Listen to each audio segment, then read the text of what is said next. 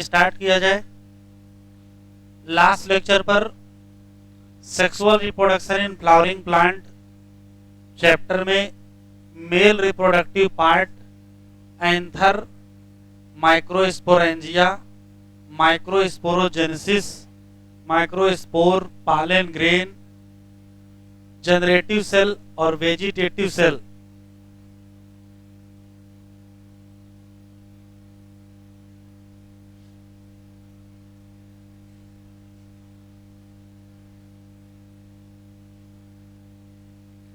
शुरू किया जाए। तो उसमें जो थोड़ा सा रह गया था, तो हेडिंग डालिए पॉलन एलर्जी।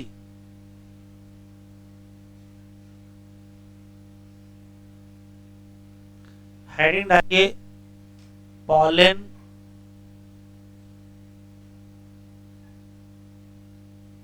एलर्जी, और सुनते चलेंगे और लिखते चलेंगे। बहुत सारे प्लांट हैं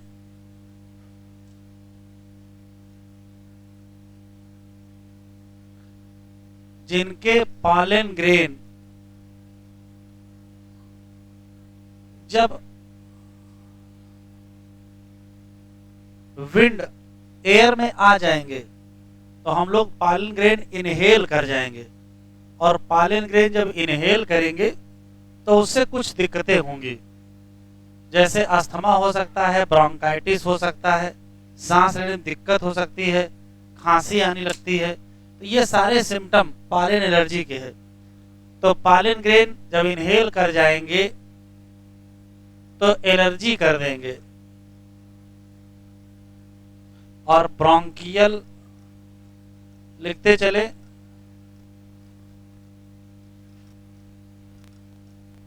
एफ्लिक्शन, और इन सब का रिजल्ट होगा कि क्रोनिक रेस्पायरेटरी डिसऑर्डर, जैसे कि अस्थमा हो सकती है,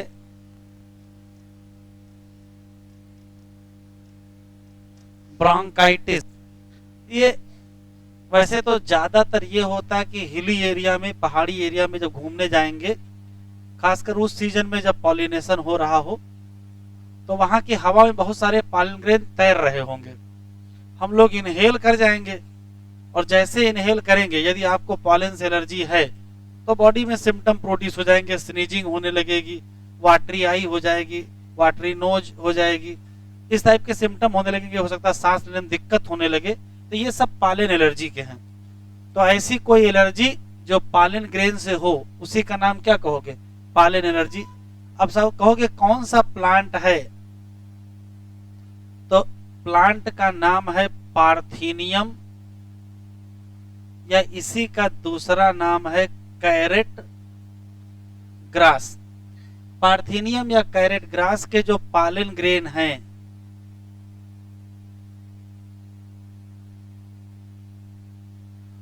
वो क्या कर देंगे? पॉलन एलर्जी कर देंगे। अब सवाल ये है कि हमारे देश में ये तो पाया नहीं जाता था पौधा, पहले हमारे देश में ये नहीं था। जब हमारे देश में उतना गेहूं का उत्पादन नहीं होता था, तो बाहर से गेहूं मंगाया जाता था, इंपोर्ट करते थे। तो जो इंपोर्टेड गेहूं होता था, उसमें मिलावट के रूप में क्या मिला देते थे? पार्थेनियम के सीड मिला देते थे। तो पार्थेनियम हमारे देश में आ गया एज ए कंटामिनेंट, किसके साथ? इंपोर्टेड व्हीट के साथ। और आज हमारे देश में ये बड़ी खरपतवार वाली समस्या है, फसलों में खरपतवार हो जाता है, तो खरपतवार के नाम पर ये बहुत उगता है और पूरे देश में फैल गया है। तो ये हमारे देश में आया, come in India as contaminant along with imported wheat और फिर हमारे पूरे देश में फैल गया।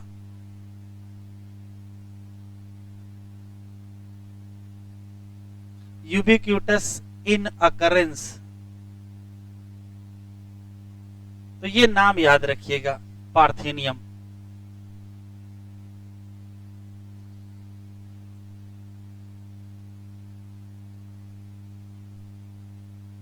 सब जगह फैल जाना।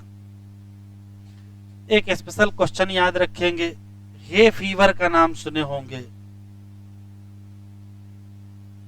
ये वास्तव में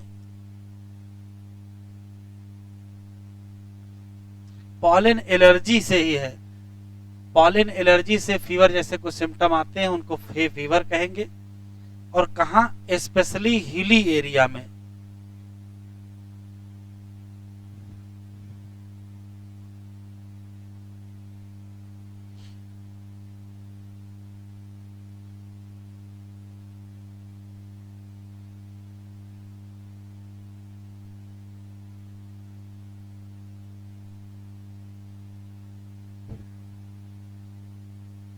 अगली हेडिंग डालें,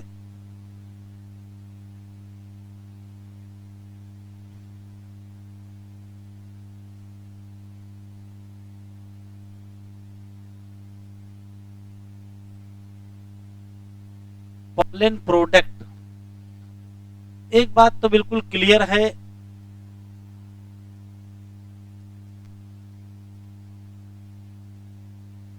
कि जो पॉलन ग्रेन है वो रिच इन न्यूट्रिएंट होंगे।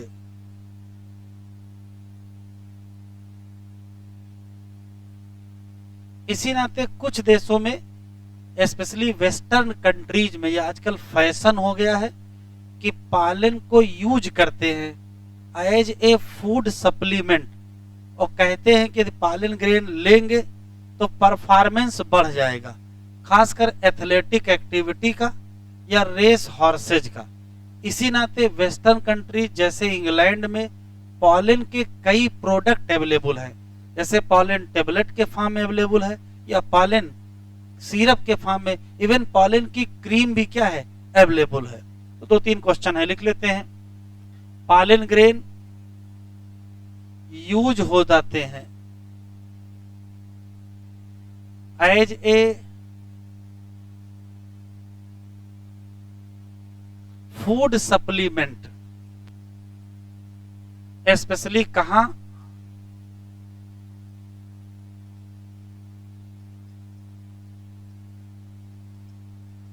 इन वेस्टर्न कंट्रीज जैसे कि इंग्लैंड, और इन वेस्टर्न कंट्रीज में बहुत सारे पॉलन प्रोडक्ट अवेलेबल हैं, वो चाहे पॉलन टेबलेट हो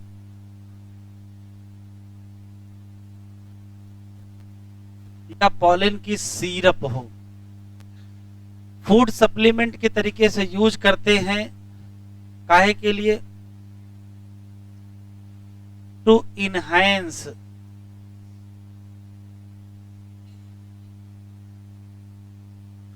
परफॉर्मेंस ऑफ एथलेटिक पर्सन, या कह सकते हो रेस हॉर्सेज।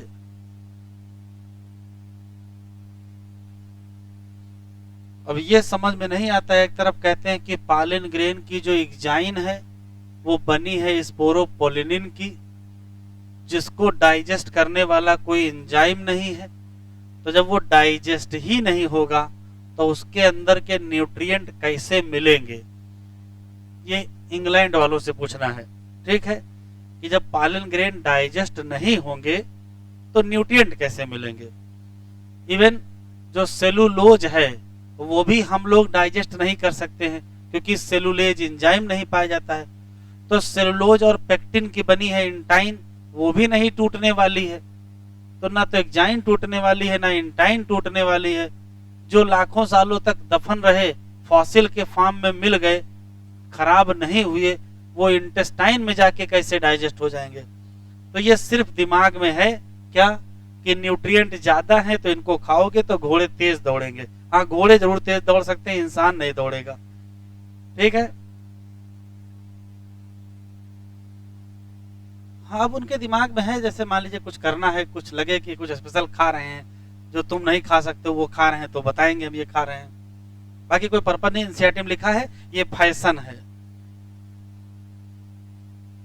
एनसीईआरटी में लिखा है, नहीं लिखा फैशन, देख लो।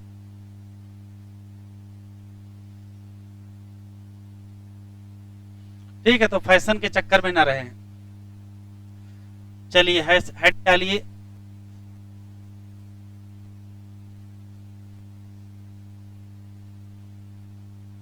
पालन वायबिलिटी।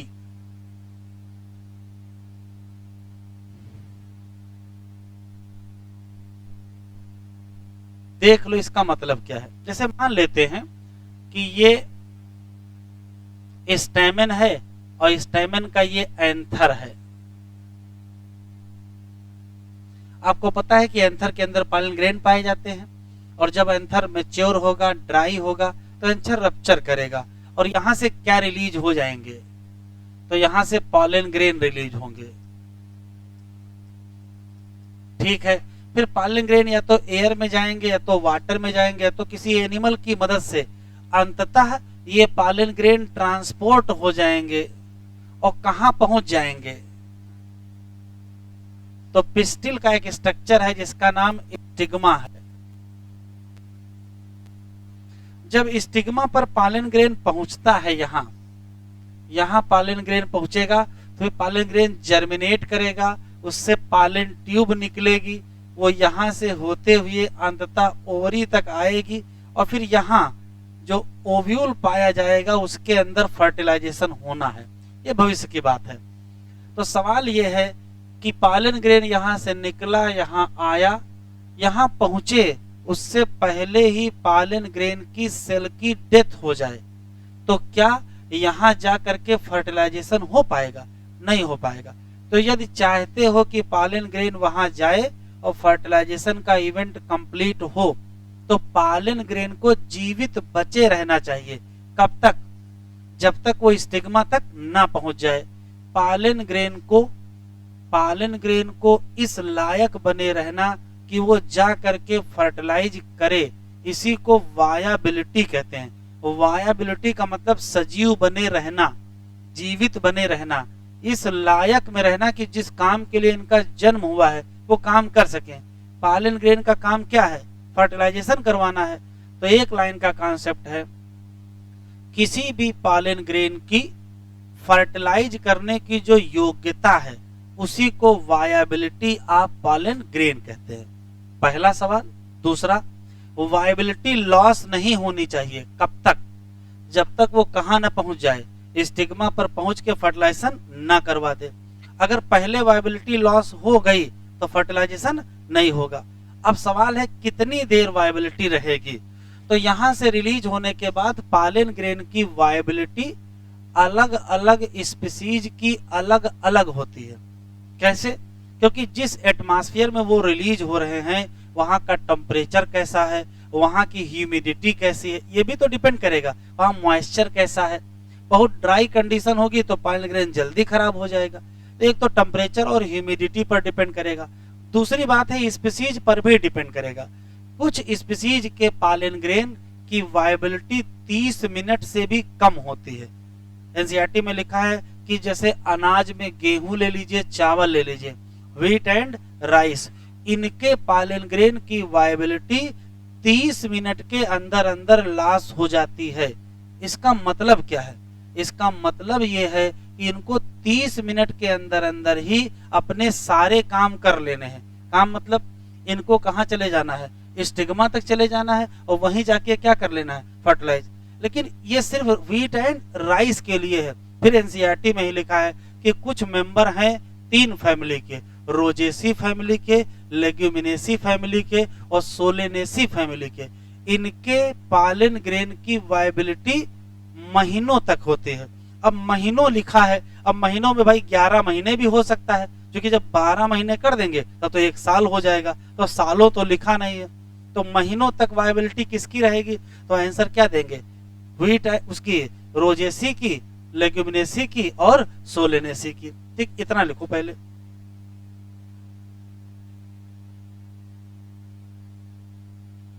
न सिर्फ व्हीट एंड राइस की, अलग अलग फैमिली में बहुत सारे मेंबर होते हैं, अलग अलग मेंबर की वायबिलिटी अलग अलग होती है। बिल्कुल वैसे ही है जैसे ह्यूमन का स्पर्म की वायबिलिटी 24 घंटे से 48 घंटे होती है। एक बार मेल बॉडी से रिलीज हो जाएंगे तो 48 घंटे के अंदर अंदर अगर उनको ओवम मिल गया तब तो फर्टिलाइजेशन कर पाएंगे, और अगर 48 घंटे गुजर गए तो उसके बाद फर्टिलाइजेशन नहीं कर पाएंगे। तो गैमीट की वायबिलिटी होती है, वो चाहे प्लांट हो चाहे वो एनिमल हो। वायबिलिटी शब्द का मतलब है फर्टिलाइज करने की एबिलिटी, जब तक बची रहे उसी को क्या कहेंगे? Viability period. और वायबिलिटी पीरियड अलग अलग स्पीसीज की क्या होती है? अलग अलग। लिखो,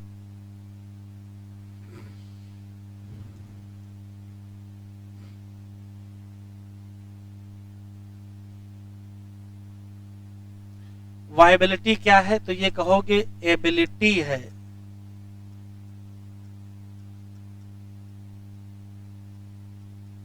of pollen grain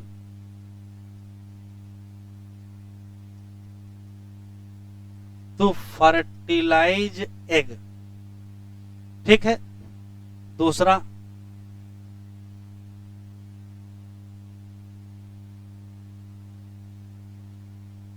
viability of pollen नहीं लॉस होनी चाहिए, not loss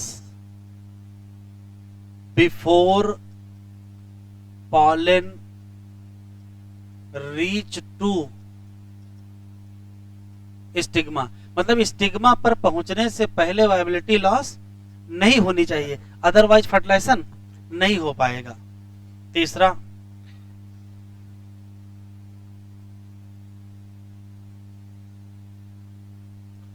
viability of pollen या viability period, viability period of pollen क्या होती है?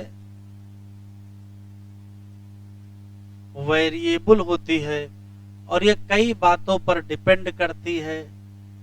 एक तो टेम्परेचर पर डिपेंड करेगी और दूसरा मॉइस्चर पर डिपेंड करेगी। ठीक है, परिस्थितियां कैसी हैं? जैसे फॉर सीरियल्स, जैसे wheat and rice,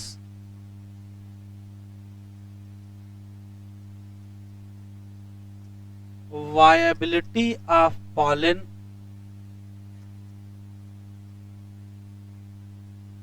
loss within 30 minute, 30 minute में ही लॉस हो जाएगी।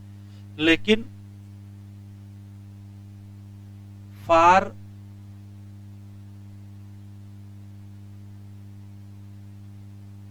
प्लांट ऑफ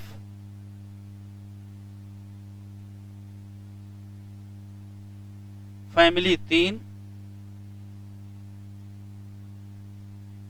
रोजेसी, लेग्यूमिनोसी और सोलेनेसी,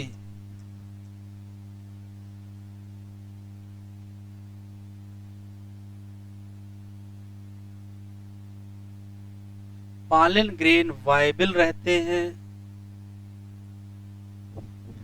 फॉर मंथ्स, महीनों तक।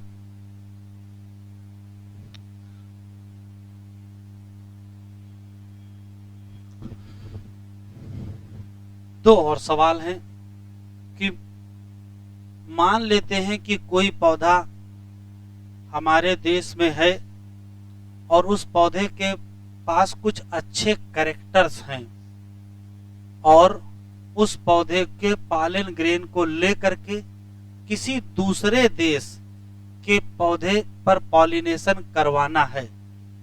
इसका मतलब है कि एक देश से दूसरे देश ले जाना है पॉलन ग्रेन, तो तब तक तो पॉलन ग्रेन की वायबिलिटी ही लॉस हो जाएगी। जब तक लेके वहां पहुंचोगे फिर वो फर्टिलाइजेशन कर ही नहीं पाएगा। तो जब कभी आर्टिफिशियल पॉलिनेशन कराया जाता है, स्पेशली क्रॉप ब्रीडिंग प्रोग्राम में नई नई किस्में बनाई जाती हैं, तो कहीं से पॉलन ग्रेन कलेक्ट करते हैं, कहीं यूज करते हैं, तो इतने दिन तक पॉलन ग्रेन जिंदा कैसे रहेगा। तो पॉलन ग्रेन की वायबिलिटी को बनाए रखने के लिए पॉलन ग्रेन को स्टोर किया जाता है लिक्विड नाइट्रोजन में। और कितने टेम्परेचर पर? -196 डिग्री सेंटीग्रेड पर। जब कभी किसी को लो टेम्परेचर पर प्रिजर्व करते हैं तो इसको कहते हैं क्रायो प्रिजर्वेशन। तो पॉलन ग्रेन का क्रायो प्रिजर्वेशन क्या आता है? लिक्विड नाइट्रोजन में स्टोर करते हैं। और क्यों स्टोर करते हैं? कि आप यूज कर सकें। किस प्रोग्राम में? तो कहोगे आर्टिफिशियल ब्रीडिंग प्रोग्राम या क्रॉप ब्रीडिंग प्रोग्राम। लिख लो।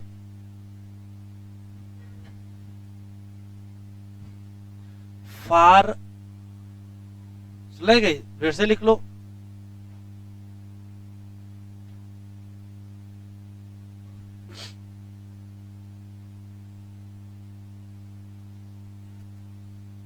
For crop breeding programme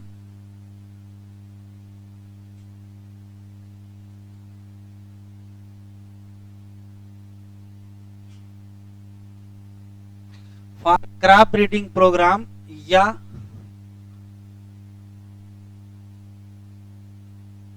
artificial pollination या हाइब्रिडाइजेशन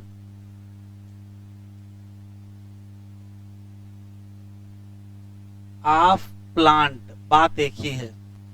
चाहे कहो प्लांट हाइब्रिडाइजेशन करना है, चाहे कहो आर्टिफिशियल पॉलिनेशन करना है, चाहे कहो क्रॉप ब्रीडिंग प्रोग्राम करना है। क्या करते हैं? पॉलन ग्रेन को स्टोर कर देते हैं। कहां स्टोर करते हैं? तो कहोगे इन लिक्विड नाइट्रोजन। और किस टेम्परेचर पर?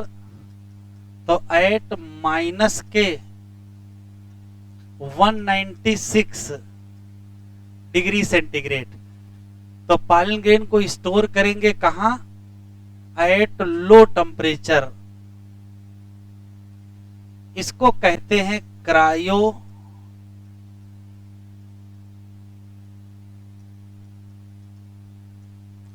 प्रिजर्वेशन। पॉलन ग्रेन स्टोर करेंगे तो क्या बना लेंगे? पॉलन बैंक बना लेंगे।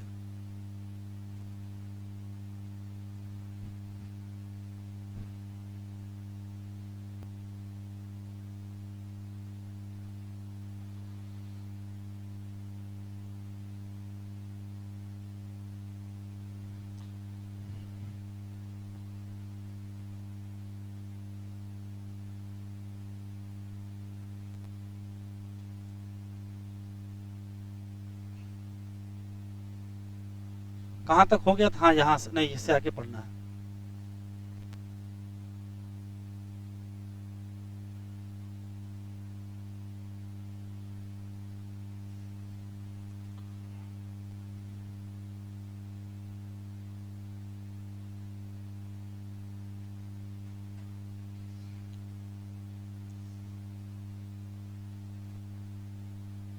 लिखा है pollen grain of many species क्या करेंगे? एलर्जी और क्या करेंगे? Bronchial affliction in some people, सभी में होगा भी नहीं, leading to chronic respiratory disorder, या तो अस्थमा हो जाएगी या तो bronchitis. It may be mention that, इसको हाईलाइट कर लो, पार्थीनियम दूसरा नाम कैरेट ग्रास है, come in India as a contaminant with imported wheat.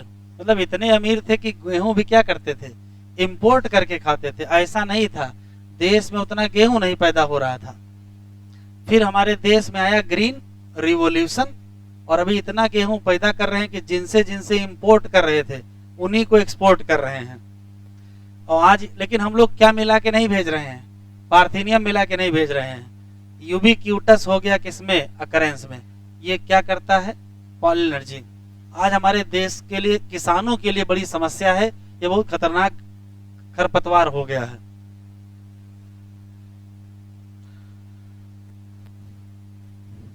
Pollen grain rich in nutrient, ये तो सही है।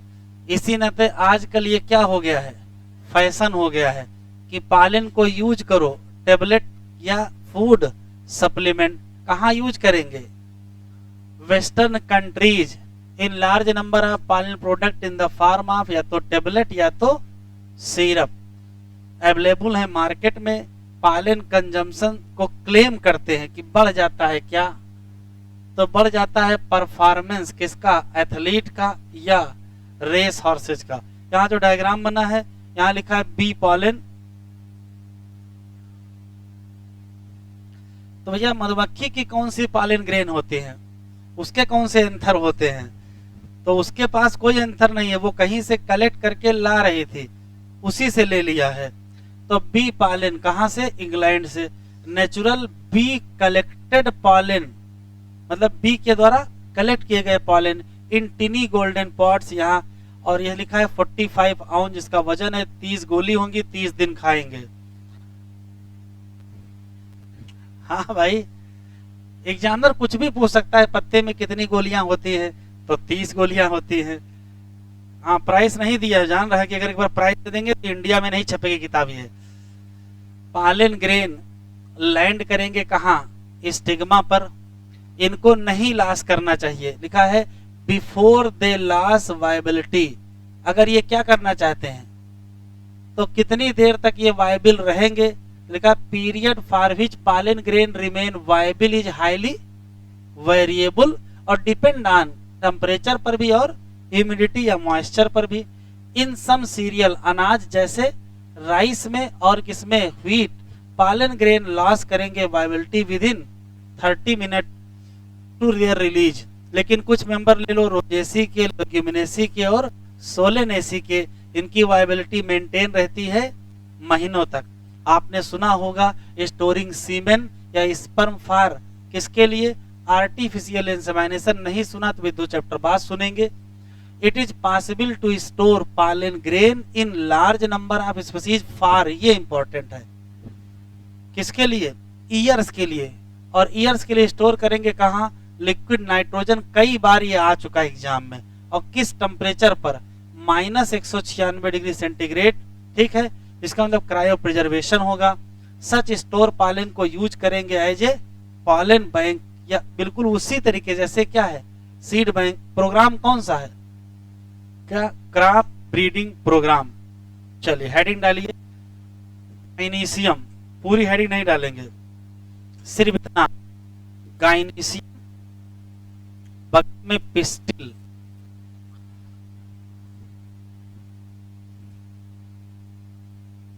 Gynoecium pistil.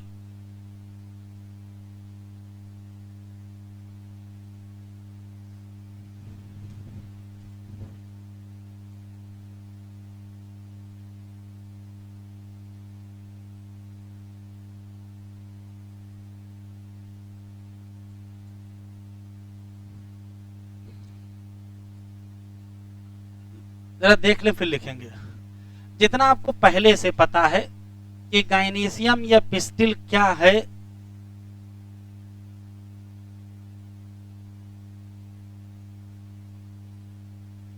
Female reproductive part है, क्योंकि इसके जो यूनिट्स हैं, इनकी यूनिट को क्या कहते हैं, तो यूनिट को कहते हैं पिस्टिल, या इसी का दूसरा नाम कार्पेल होता है। अब सवाल यह है कि किसी गाइनीशियम में कितने पिस्टिल होंगे, तो गाइनीशियम को बनाने में हो सकता है केवल एक ही पिस्टिल हो।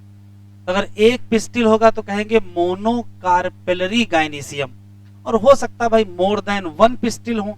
अगर एक से ज्यादा पिस्टिल होंगे तो कहेंगे मल्टी कार्पेलरी गाइनीशियम। तो दो ऑप्शन यहाँ है। गाइनीशियम में कितने पिस्टिल, तो कहोगे 1 पिस्टिल। तो क्या कहोगे,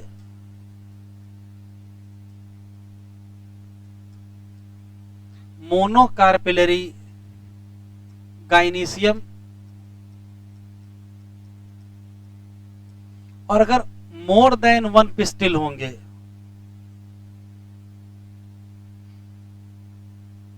मोर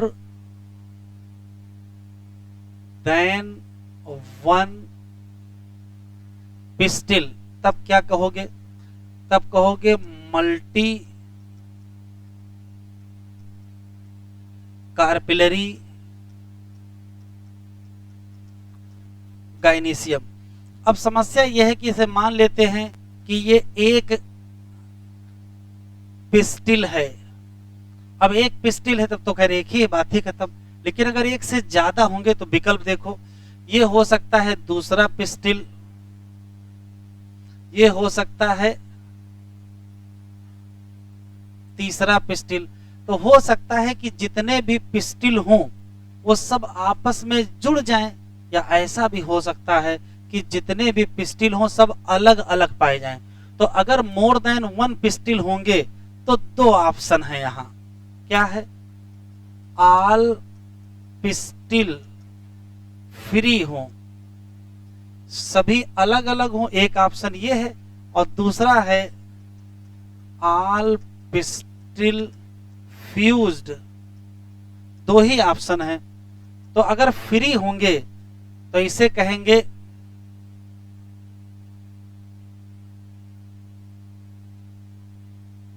मल्टी कार्पिलरी एपोकार्पस, और अगर फ्यूज होंगे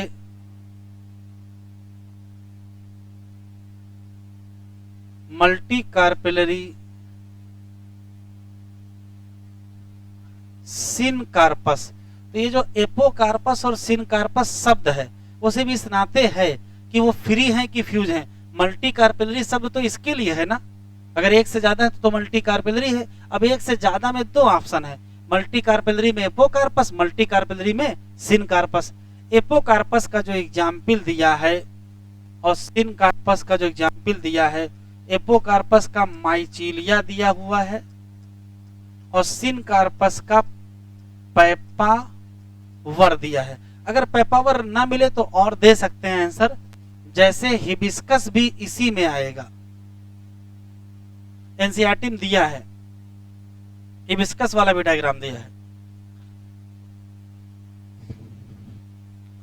ये स्पेशली याद रखेंगे। एनसीईआरटी का डायग्राम देखो, हिबिस्कस का पिस्टिल का डायग्राम बना है, ऊपर स्टिग्मा गिन लो बस।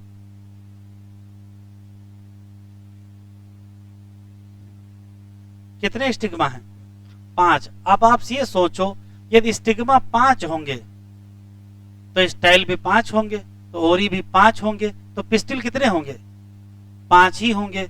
इसी नाते हिबिस्कस असली में क्या है, तो कहोगे पेंटा कार्पेलरी है। 5 जुड़े हैं ना, तो क्या कहोगे?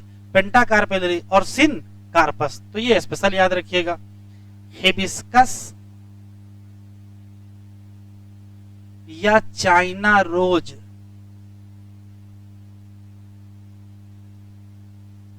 तो कहोगे पेंटा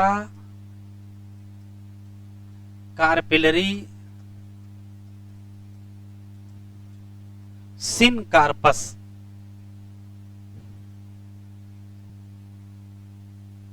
लिख लिया? जरा एनसीईआरटी खोलें।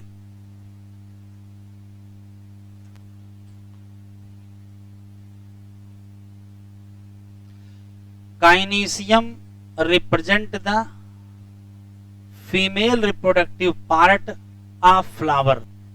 गाइनीशियम में पाई जाएंगी या तो क्या सिंगल पिस्टिल, तो नाम क्या रख दोगे? Monocarpellary gynoecium. और हो सकता है एक से ज्यादा पिस्टिल हो तो कार्पिलरी gynoecium.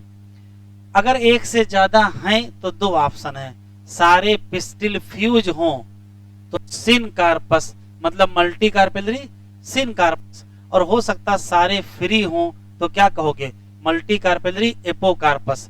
Multi carpellary syncarpous और मल्टी कार्पेलरी एपोकार्पस के डायग्राम यहाँ दिए हैं।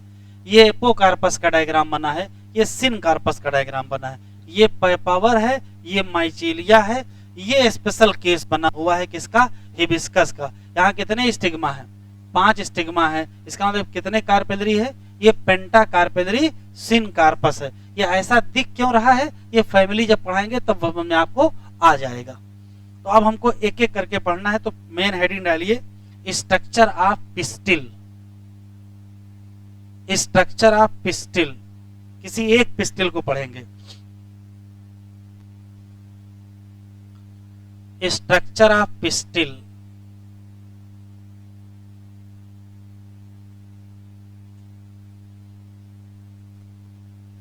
डायग्राम बना रहे हैं, पहले बना लीजिए फिर एक्सप्लेन करते हैं।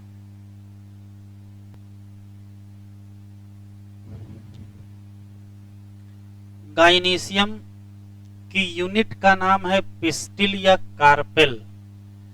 किसी एक पिस्टिल या किसी एक कार्पेल के कुल 3 पार्ट हैं। एक है स्टिग्मा, एक है स्टाइल, एक है ओरी।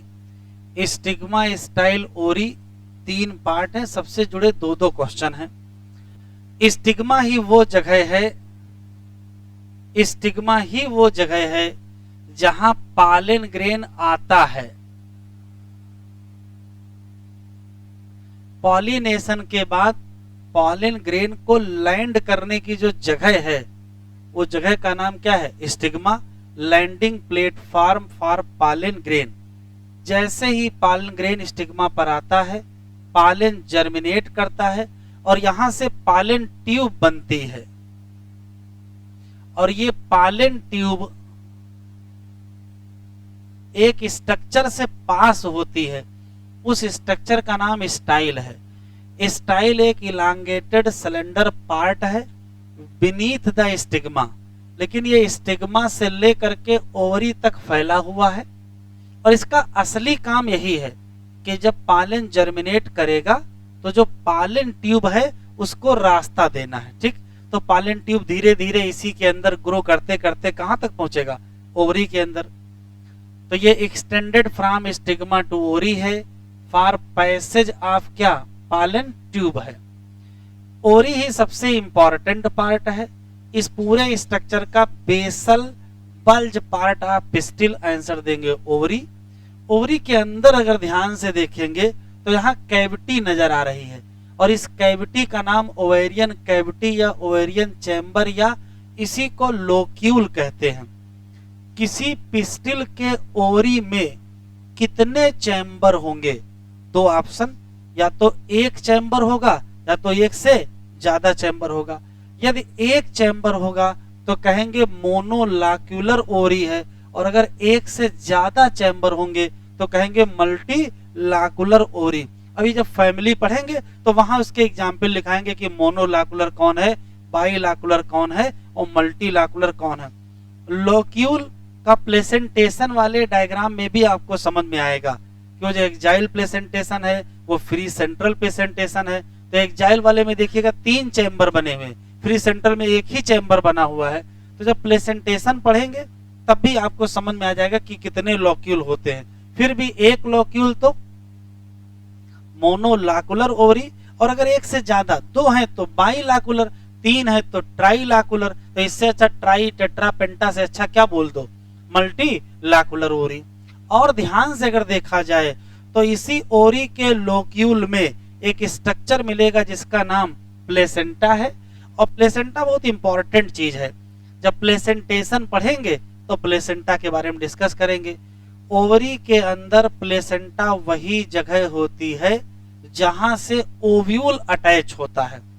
ओवरी के अंदर ओव्यूल हवा में नहीं लटका होता है, किससे अटैच होता है, प्लेसेंटा से अटैच होता है।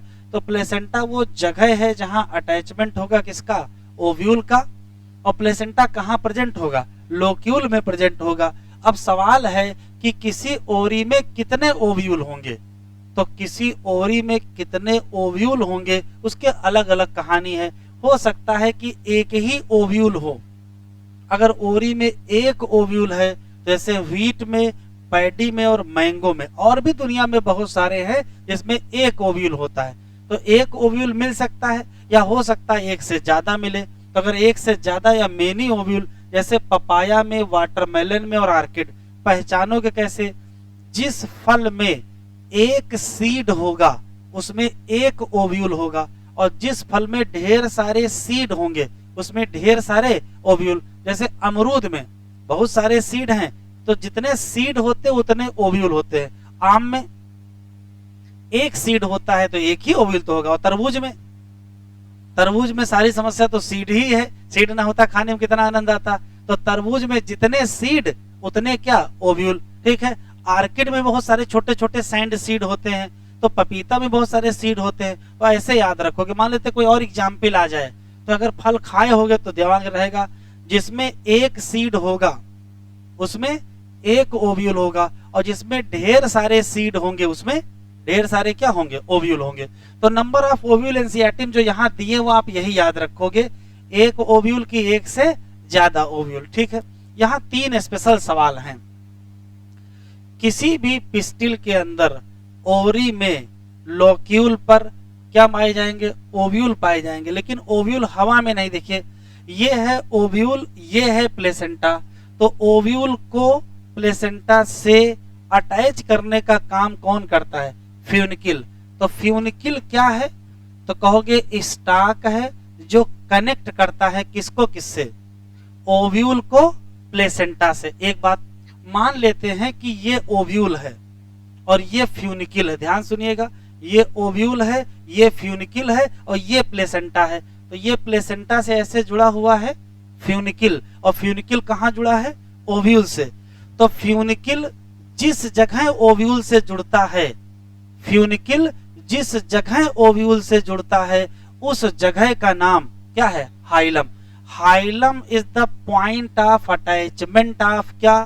फ्यूनिकिल विद क्या? ओव्यूल। तो ओव्यूल अलग है, हाइलम अलग है, फ्यूनिकिल अलग है और प्लेसेंटा अलग है।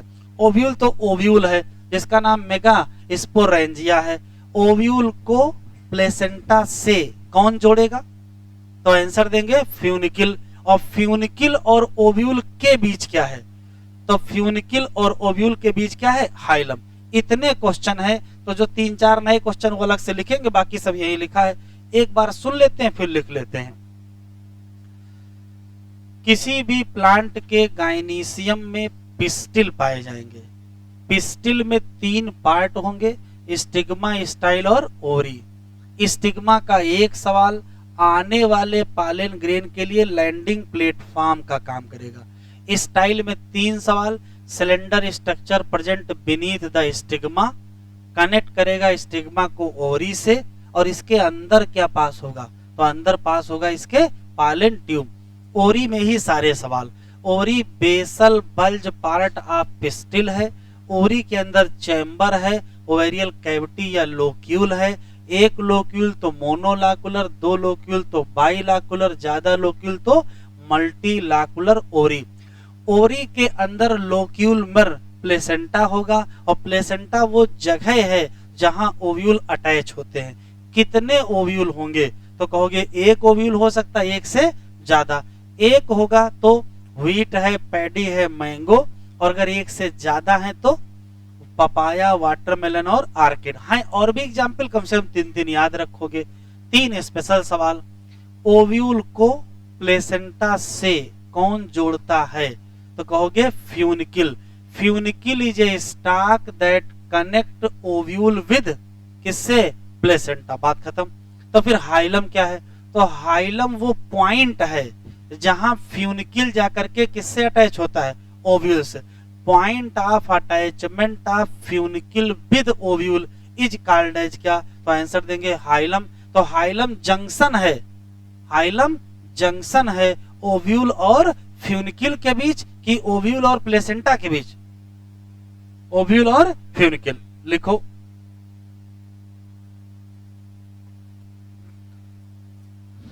ईच पिस्टिल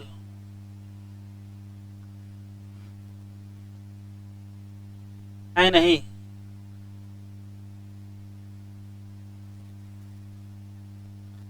किसी भी पिस्टिल में 3 पार्ट होंगे। पार्ट का नाम तो स्टिग्मा, स्टाइल और क्या, ओवरी। बाकी स्टिग्मा के बारे में, स्टाइल के बारे में, ओवरी के बारे में सारे क्वेश्चन पीछे लिखे हैं, तो दोबारा लिखने की आवश्यकता नहीं है, काम की बातें लिखेंगे। प्लेसेंटा क्या है तो कहोगे प्लेस ऑफ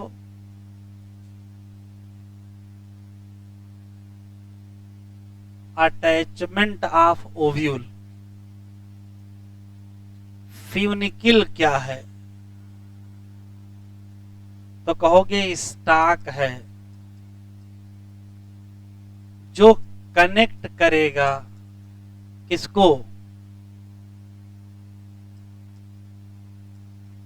ओव्यूल टू, किसको कनेक्ट करेगा, प्लेसेंटा को। हाइलम क्या है तो हाइलम है point of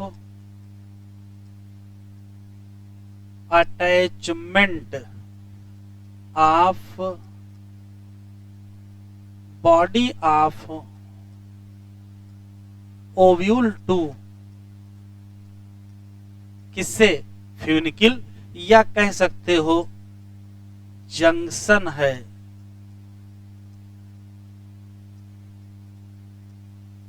between ovule and फ्यूनिकिल। बाकी सारे क्वेश्चन वहां लिखे हैं, एनसीईआरटी खोलें।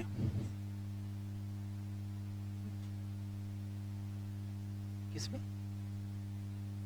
सब जुड़ गए हैं, बहुत सारे, जितने सीट उतने।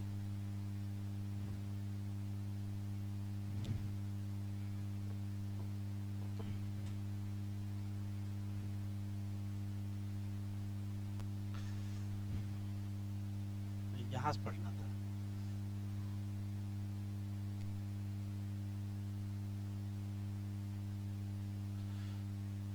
यहां से पढ़ेंगे। ईच पिस्टिल हैज कितने पार्ट, 3 पार्ट।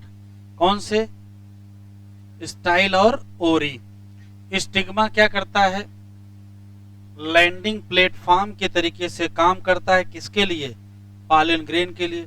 स्टाइल क्या है, इलांगेटेड सिलेंडर पार्ट है, किसके नीचे है, स्टिग्मा के। Basal bulge part of pistil को कहते क्या है, ओरी। और इनसाइड ओरी क्या मिलेगा, ओवेरियन कैविटी या लोक्यूल मिलेंगे। प्लेसेंटा इज लोकेटेड इनसाइड, कहां, ओवेरियन कैविटी। कह रहे रिकॉल करो definition and type of placentation that you studied in class 11th। तो अभी क्लास 11th में हम लोग को पढ़े ही नहीं है। एराइजिंग फ्रॉम प्लेसेंटा, प्लेसेंटा से ही क्या एराइज होते हैं, मेगा स्पोरेंजिया। और मेगा स्पोरेंजिया कुछ और नहीं है, ये ओव्यूल ही हैं। कितने ओव्यूल होंगे किसी एक ओरी में तो कहोगे हो सकता भाई एक हो, जैसे व्हीट में, पैडी में, मैंगो में। और हो सकता है एक से ज्यादा हो, पपाया में, वाटरमेलन में और आर्किड में। हाँ और भी एग्जाम्पल, लेकिन और याद रखिएगा। मेगा स्पोरेंजियम या ओव्यूल। चलिए हेडिंग डालिए, ओव्यूल तभी पढ़ेंगे इसको। अच्छा ठीक है, 2-3 लाइनें पढ़ लेते हैं तब। लिखा है ओव्यूल क्या है तो कहोगे small structure attach to the placenta by means of stalk. और स्टाक का नाम क्या है, फ्यूनिकिल है। बॉडी ऑफ ओव्यूल फ्यूज करेगा किससे, फ्यूनिकिल से। जिस रीजन में फ्यूज करेगा, हाइलम। तो हाइलम है क्या तो कहोगे जंक्शन है, किसके बीच, ओव्यूल एंड फ्यूनिकिल। यहां तक पढ़ लिया है। हेडिंग डालिए, मेगा स्पोरेंजियम या ओव्यूल।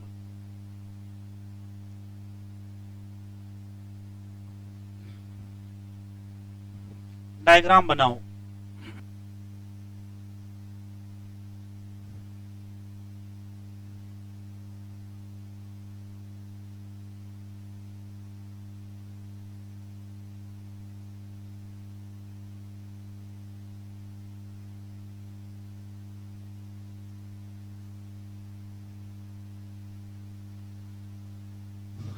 ओव्यूल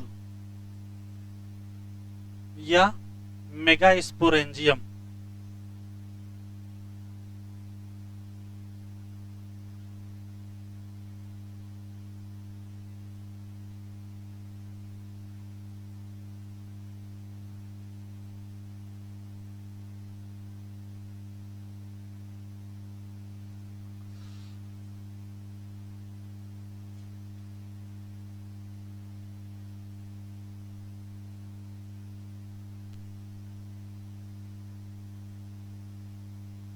ओव्यूल या मेगास्पोरेंजियम में सबसे इंपॉर्टेंट जो पार्ट है वो है body of ovule. Body of ovule को रिप्रेजेंट करता है इसमें पाया जाने वाला न्यूसेलस। न्यूसेलस को ही बॉडी ऑफ ओव्यूल कहते हैं। न्यूसेलस की जितनी भी सेल होती हैं वो सब के सब डिप्लॉयड सेल होती हैं। न्यूक्लियस की जितनी भी सेल होती हैं उसमें एबंडेंट रिजर्व फूड मटेरियल पाया जाता है। तो यही है बॉडी ऑफ ओव्यूल।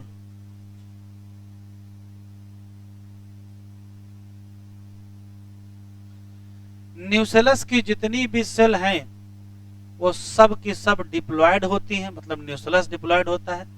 उसकी जितनी भी सेल हैं उन सबको न्यूसेलर सेल कहते हैं और उसमें एबंडेंट रिजर्व फूड मटेरियल पाया जाता है।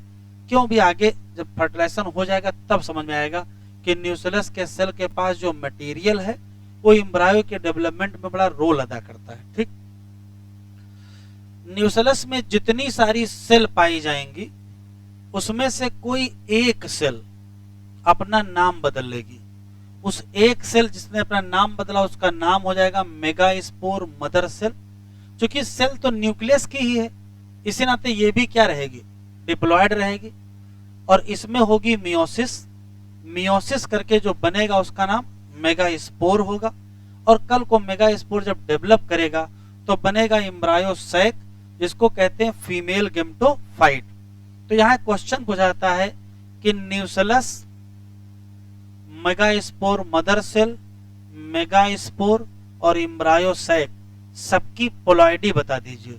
तो कहोगे न्यूसेलस या न्यूसेलस की सेल की पोलॉइडी 2n होगी, मेगास्पोर मदर सेल 2n होगी और मेगास्पोर n होगा, एम्ब्रायो सैक n होगा। ये तो एक बात हो गई। दूसरा देखिए, दूसरी बात यह है कि मान लेते हैं इतना बड़ा ये न्यूसेलस है तो किसी भी ओव्यूल का जो न्यूसेलस होता है उसमें एक ही क्या पाया जाएगा, एम्ब्रायो सैक। कहने का मतलब है कि एक ओव्यूल में एक ही क्या मिलेगा, एम्ब्रायो सैक। और एम्ब्रायो सैक कहां से बना होगा, मेगास्पोर। कैसे बनेगा वो आगे देखेंगे। तो किसी भी ओव्यूल में सबसे काम की चीज हो गई न्यूसेलस, न्यूसेलस की cell, megaspore mother cell, meiosis, megaspore, embryo sac. Ovule में एक क्या होगा, एम्ब्रायो सैक, जो कि कहां धसा होगा, इसी न्यूसेलस में होगा। थोड़ा और ध्यान से देखेंगे तो न्यूसेलस को चारों तरफ से घेर लिया गया है। न्यूसेलस इनसर्कल बाई किसके द्वारा, आंसर देंगे इंटेगुमेंट। बस एक जगह को छोड़ के, टिप को छोड़ दीजिए, टिप पर इसको नहीं घेरा गया है, बाकी सब तरफ घेर लिया गया है। तो जहां छोड़ देंगे वहां छोटा सा छेद रह जाएगा, small opening eight tip of ovule, और नाम क्या पड़ गया, माइक्रोपाइल। ये वही जगह है जहां न्यूसेलस को नहीं घेरा गया है, किसके द्वारा, इंटेगुमेंट के द्वारा। तो माइक्रोपाइल कहां होगा, तो कहोगे इंटीरियर पार्ट या टिप ऑफ ओव्यूल होगा। और माइक्रोपाइल जहां कहीं होगा उसके ठीक अपोजिट जो हिस्सा होगा उस हिस्से का नाम क्या होगा, चलाजल एंड।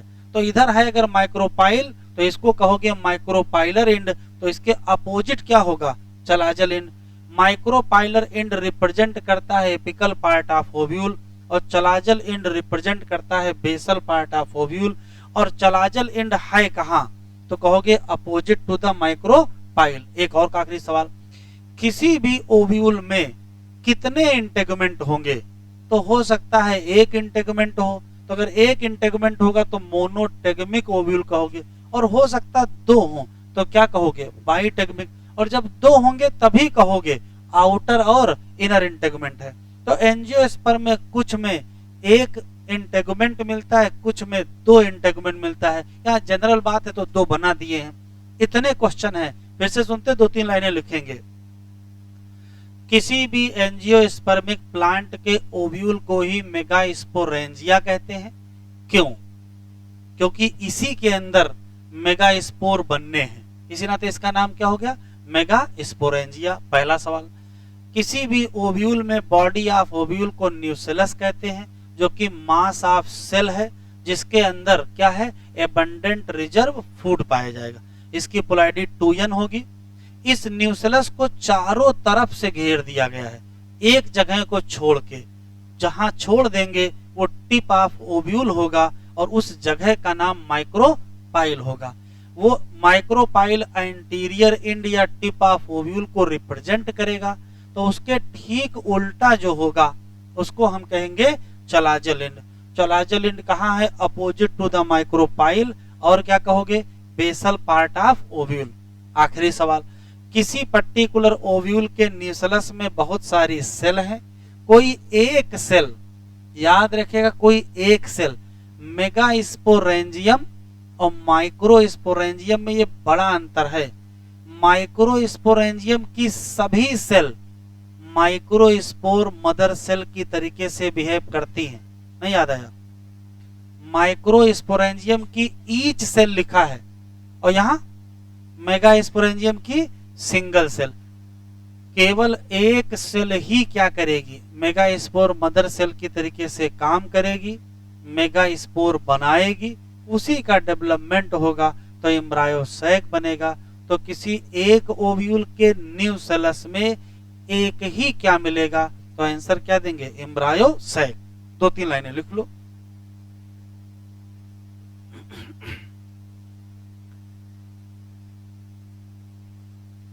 ओव्यूल को ही क्या कहते हैं,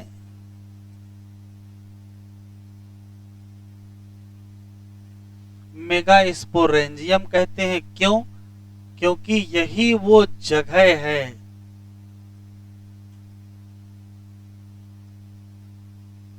जहां मेगास्पोर का क्या होगा, फॉर्मेशन। कैसे वो अभी आगे देखेंगे।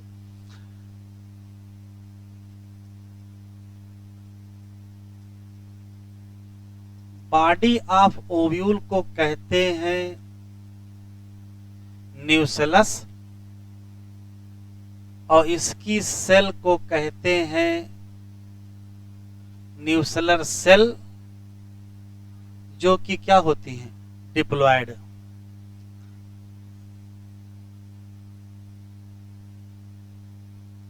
सिंगल सेल ऑफ न्यूसेलस क्या हो जाएगी, megaspore mother cell. Short form में MMC कहते हैं, जो कि डिप्लॉयड होगी और ये मियोसिस में जाकर के क्या बनाएगी, मेगास्पोर, जो कि N होगा और इसी से बनेगा क्या, एम्ब्रायोसैक। इसी का दूसरा नाम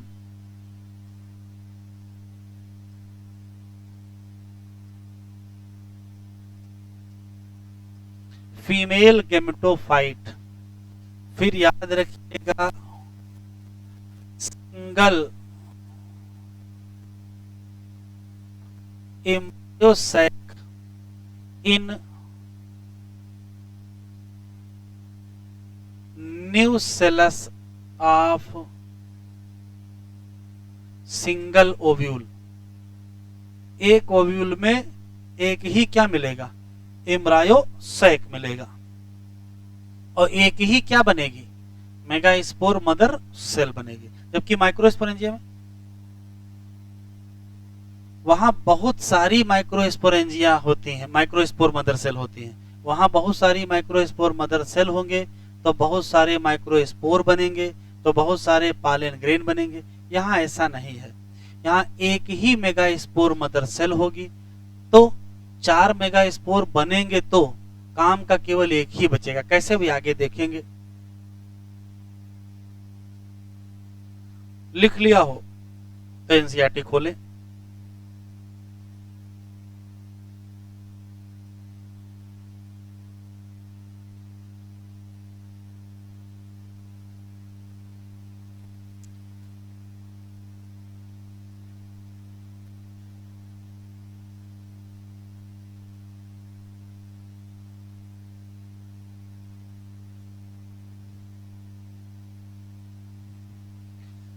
कहां तक पहुंचे थे हम लोग? यहां तक। ईच ओव्यूल हैज या तो एक या तो दो, क्या कहोगे? Protective envelope. नाम क्या पड़ा? इंटेगुमेंट। इंटेगुमेंट घेर लेगा किसको? न्यूसेलस को। किस जगह छोड़ के? Except tip of ovule. और वहां क्या मिलेगी? Small opening. नाम क्या रखोगे? Micropyle. Opposite to the micropylar end. Micropyle जहां होगा उसको क्या कहोगे? Micropylar end. और उसके अपोजिट जो होगा उसका नाम चला जा। रिप्रेजेंट क्या? Basal part of ovule. तो बेसल पार्ट और एपिकल पार्ट याद रखिएगा। बेसल कौन है? Chalaza part. तो एपिकल पार्ट माइक्रोपाइल है। लिखा है enclosed within the integument. क्या मिलेगा? Mass of cell. कहोगे क्या? न्यूसेलस। जितनी भी सेल होंगी न्यूसेलस की उसमें क्या मिलेगा? Abundant reserve food material. Located with in nucellus. Nucellus के अंदर क्या पाया जाएगा? एम्ब्रायोसाइक। इसी का दूसरा नाम फीमेल गेमेटोफाइट। देखो लिखा है एन ओव्यूल जनरली हैज। क्या लिखा है? Single embryo sac. जो कहां से बनेगा? ए मेगास्पोर का मतलब single megaspore. Single embryo sac single megaspore से बनेगा। कैसे बनेगा अभी आगे देखेंगे। हेडिंग डालिए। हेडिंग नहीं डालेंगे।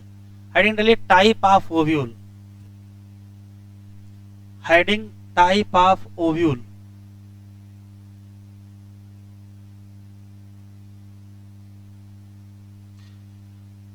एनसीईआरटी में टाइप ऑफ ओव्यूल तो नहीं दिया है, लेकिन एक शब्द यहां लिखा है एनाट्रापस ओव्यूल। तो अगर एनाट्रापस पता है तो फिर आर्थोट्रापस भी पता होना चाहिए। तो ध्यान से सुने। आपने जो डायग्राम बनाया है, आपने जो डायग्राम बनाया है, ये जिस ओव्यूल का डायग्राम है उसे कहते हैं आर्थोट्रापस ओव्यूल। किसका डायग्राम है? आर्थोट्रापस ओव्यूल का डायग्राम है। आर्थोट्रापस समझ में आ जाएगा तो एनाट्रापस अपने आप समझ में आ जाएगा। ध्यान से सुनेंगे। जैसे मान लेते हैं कि ये फ्यूनिकिल है, ये ओव्यूल है, बॉडी ऑफ ओव्यूल, ये यहां अटैच है। तो अगर ऐसे अटैच है तो आप समझो कि इसी जगह क्या होगा? हाइलम होगा। तो यही क्या होगा? Chalazal end. और यहां क्या है? माइक्रोपाइल। इतना तो बिल्कुल क्लियर है। ये है ओव्यूल, ये माइक्रोपाइलर एंड, ये चलाजल एंड, ये फ्यूनिकिल यहां अटैच है। ध्यान से सुनेंगे। जब कभी किसी ओव्यूल में माइक्रोपाइल, चलाजा, हाइलम सब एक लाइन में हो, दिख रहे हैं, ये माइक्रोपाइल है, ये चलाजा, ये हाइलम, ये फ्यूनिकिल सब क्या है? एक लाइन में है। तो इसे कहते हैं आर्थोट्रापस ओव्यूल। एक ऑप्शन। दूसरा, लेकिन ये बहुत सारे एंजियोस्पर्म में नहीं पाया जाता, कुछ एंजियोस्पर्म में मिलता है। ज्यादातर एंजियोस्पर्म में क्या होता है? ये है ओव्यूल, ये है फ्यूनिकिल, यहां जहां जुड़ा है वहां क्या होगा? हाइलम होगा। इसी जगह चलाजा भी तो है, यहाँ क्या है? माइक्रोपाइल। ये देखिए ऐसे होता है, ये ऐसे घूम जाएगा इस टाइप से। अब अगर ऐसे घूम गया है तो ध्यान से देखिए क्या हुआ है। ऐसे था और ऐसे हो गया है। इसी को कहते हैं एनाट्रापस ओव्यूल। पहले माइक्रोपाइल हाइलम से दूर था, अभी माइक्रोपाइल कहां पहुंच जाएगा? हाइलम के करीब। तो यदि आप इसी को पकड़ के इधर घुमा दीजिए और इसको यहां पहुंचा दीजिए तो क्या बन जाएगा, एनाट्रापस ओव्यूल। तो आर्थोट्रापस ओव्यूल से ही क्या बना, एनाट्रापस ओव्यूल। माइक्रोपाइल जो ऊपर था वो कहां पहुंच जाएगा, नीचे। तो यदि ये नीचे पहुंच जाएगा तो नीचे वाला हिस्सा ऊपर पहुंच जाएगा। डायग्राम देखें, इस डायग्राम को ऐसे घुमा दीजिए, एनसीईआरटी दो जरा। एनसीईआरटी में डायग्राम ऐसे बना है और माइक्रोपाइल आपको ऊपर दिख रहा है, तो लग रहा है कि आर्थोट्रापस ओव्यूल है। बस एनसीईआरटी ऐसे कर दीजिए, अब आपको एनाट्रापस दिखाई पड़ेगा। देखो ये क्या है, फ्यूनिकिल है, ये फ्यूनिकिल है, इतना ये ओव्यूल है, यहाँ क्या है, माइक्रोपाइल है। तो इसी डायग्राम को आप ऐसे घुमा दीजिए तो क्या बन जाएगा, अच्छे से आपको एनाट्रापस दिखाई पड़ जाएगा। तो ये वास्तव में एनाट्रापस ओव्यूल है। तो माइक्रोपाइल तो नीचे होना चाहिए, लेकिन दिख कहाँ रहा है, ऊपर। तो कोई बात नहीं, ये ऐसे बना है, आप इसको ऐसे कर दीजिए, सही दिखाई पड़ जाएगा। क्लियर। तो ये क्या है, एनाट्रापस ओव्यूल है। यहाँ क्या होगा, माइक्रोपाइल। तो यहाँ क्या होगा, यहाँ चला जा होगा। इसी नाते देखो यहाँ, ये देखो नीचे यहाँ चला जा लिखा है, यहाँ क्या लिखा, माइक्रोपाइल। बस आपको घुमाने की इसको आवश्यकता है। एनसीईआरटी ऐसे बना है डायग्राम, ठीक है, इसको आप ऐसे कर दीजिए, बिल्कुल साफ दिखाई पड़ने लगेगा। तो क्या हुआ है, पहले माइक्रोपाइल, चलाजा और हाइलम सब एक लाइन में थे और 180 डिग्री क्या हो गया, टर्न हो गया। तो क्या बन गया, एनाट्रापस ओव्यूल। अब कभी कभार 180 डिग्री टर्न नहीं करता, देखो ऐसे ऐसे है, ये ऐसे हो जाता है, इसको कहते हैं हेमीट्रापस ओव्यूल। ये ऐसे हो जाता है, इसे एम्फीट्रापस ओव्यूल। ये ऐसे हो जाता है, एनाट्रापस ओव्यूल। और ये और एक बार घूम गया, ऐसे घूम गया, इसको कहते हैं सर्सिनोट्रापस ओव्यूल। तो कितनी बार घूमा, देखिए ऐसे था, अगर 90 डिग्री घूम गया तो हेमीट्रापस, ऐसे हो गया तो एम्फीट्रापस, और पूरा नीचे आ गया तो एनाट्रापस, और घूम गया तो सर्सिनोट्रापस। आपके सिलेबस में नहीं है, केवल नाम और एग्जाम्पल याद रखेंगे। तो कुल 6 प्रकार के ओव्यूल होते हैं। एक होता है आर्थोट्रापस जो बिल्कुल सीधा है, जिससे हम लोगों ने पढ़ लिया है। एक होता है एनाट्रापस, बिल्कुल उल्टा है, वही पढ़ लिख ही लेंगे। ज्यादातर पौधों में एनाट्रापस ओव्यूल ही पाया जाता है। कुछ में हेमीट्रापस होता है, कुछ में एम्फीट्रापस होता है, कुछ में सर्सिनोट्रापस होता है, और कुछ में कैम्पाइलोट्रापस होता है। तो हम नाम लिखेंगे, आप नाम लिख लीजिए, एग्जाम्पल लिखेंगे, एग्जाम्पल लिख लीजिए। क्लियर। तो हेडिंग डालिए टाइप ऑफ ओव्यूल। एनसीईआरटी में दिया नहीं, केवल नाम लिखना है।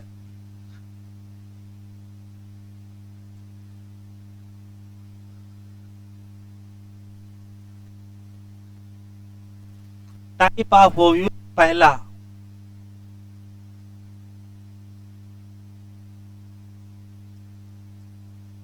आर्थोट्रापस ओव्यूल, ये इरेक्ट ओव्यूल है और सम एंजियोस्पर्म में पाया जाता है।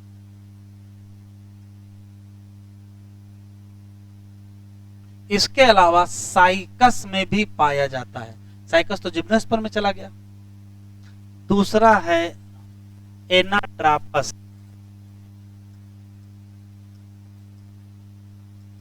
यही इन्वर्टेड ओव्यूल है और यही मोस्ट ऑफ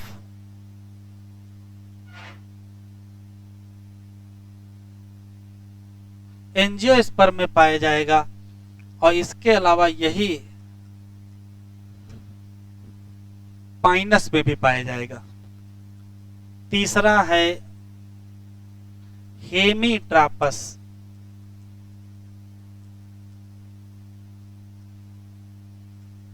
चौथा है एम्फीट्रापस,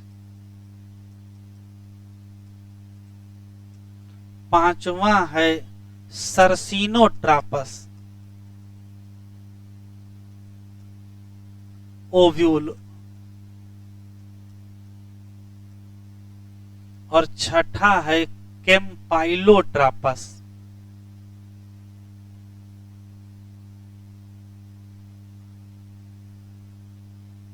हेमीट्रापस, रेननकुलस में पाया जाएगा।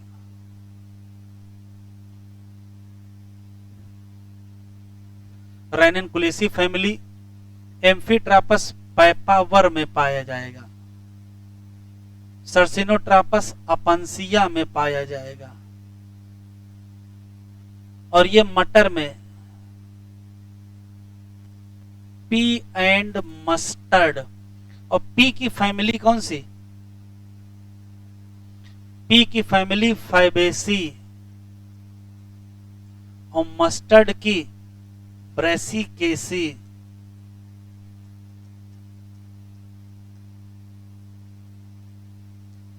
तो टिपिकल एंजियोस्पर्मिक ओव्यूल कौन सा है? तो टिपिकल एंजियोस्पर्मिक ओव्यूल एनाट्रापस है। टिपिकल एंजियो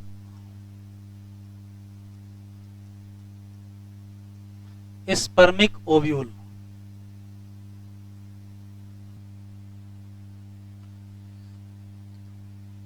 मेगास्पोरोजेनेसिस नाम ही से पता चल रहा है, जेनेसिस का मतलब बनाना और मेगास्पोरो का मतलब मेगास्पोर। तो मेगास्पोर बनाने की प्रोसेस का नाम मेगास्पोरोजेनेसिस है। अब बनाएंगे कहां से? तो कहोगे मेगास्पोर मदर सेल से बनाएंगे। अब ये मेगास्पोर मदर सेल के बारे में अभी थोड़ा पीछे बता के आए थे। देखिए, जैसे मान लेते हैं कि ये कोई ओव्यूल है, ठीक है, और इस ओव्यूल का ये न्यूसेलस है। तो यहाँ कौन सा इंड होगा? Micropylar end. और यहाँ कौन सा इंड होगा? चलाजल इंड। तो न्यूसेलस में जितनी भी सेल पाई जाती हैं उसमें से कोई एक सेल अपना साइज बड़ा कर लेती है और उसी एक सेल का नाम मेगास्पोर मदर सेल होता है। मेगास्पोर मदर सेल एक डिप्लॉयड सेल होती है, लार्ज सेल होती है, डेंस साइटोप्लाज्म होता है, प्रोमिनेंट न्यूक्लियस होता है, सब कुछ इसके पास सही है। बस क्वेश्चन याद रखना कि इसकी संख्या कितनी होगी, एक। और ये टोटल ओव्यूल के न्यूसेलस में किस किनारे पर बनेगी? तो कहोगे माइक्रोपाइलर एंड पर बनेगी, ठीक है।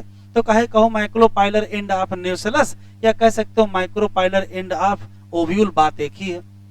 ये जो सेल है मेगास्पोर मदर सेल, जो कि एक डिप्लॉयड सेल है, ये मियोसिस में जाएगी। तो मियोसिस या रिडक्शन डिवीजन तो दो स्टेप में होता है, meiosis 1, meiosis 2।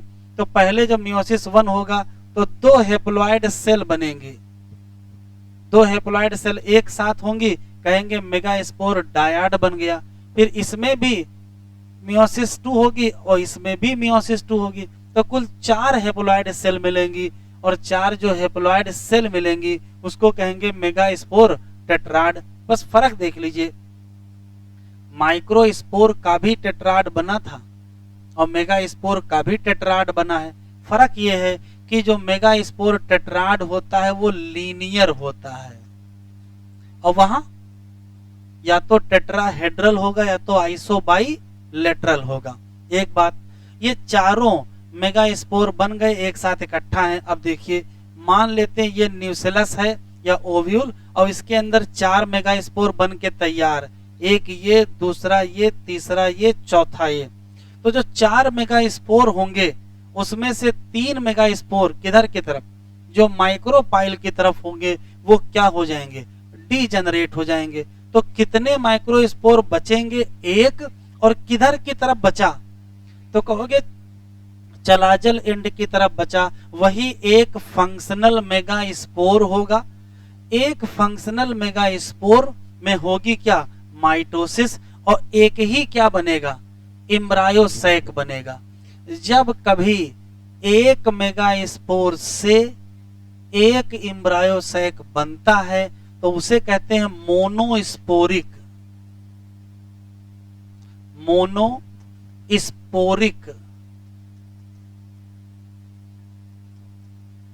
Development.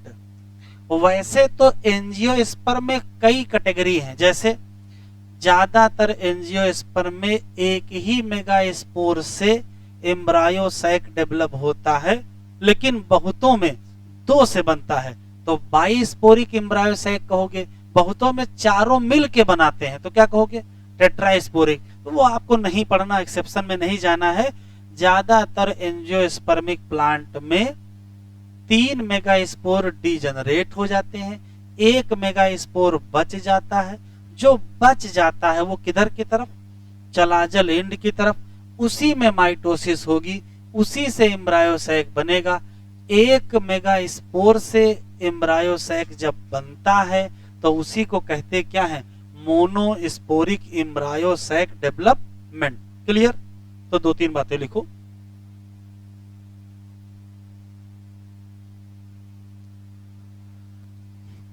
Single mega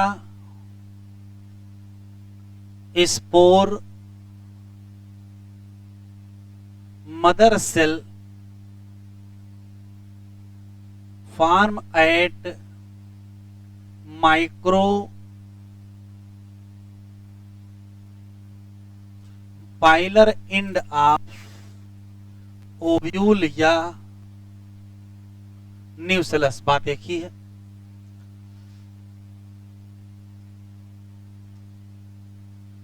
mega spore mother cell, जिसको शॉर्ट फॉर्म में एमएमसी कहते हैं, ये एक डिप्लॉयड सेल होती है। इसी से बनते हैं क्या,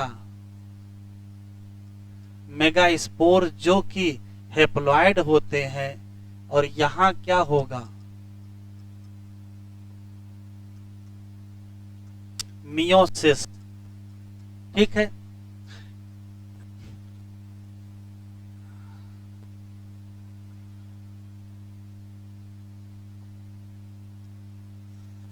सिंगल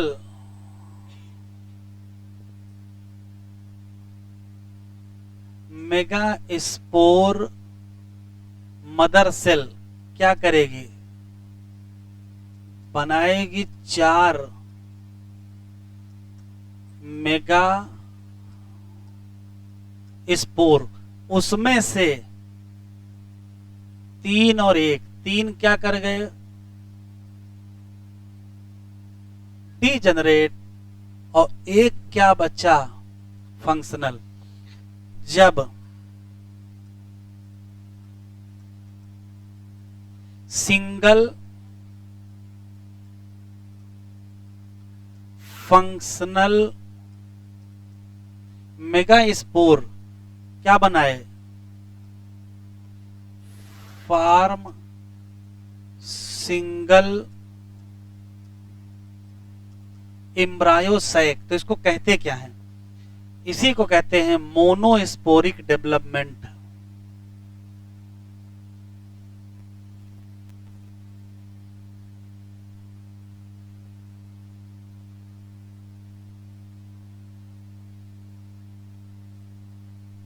ऑफ एम्ब्रायोसैक, और ये ज्यादातर एनजीओ में होता है।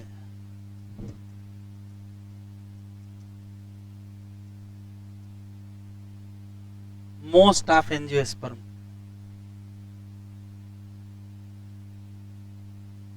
हेडिंग डालेंगे embryo sac formation.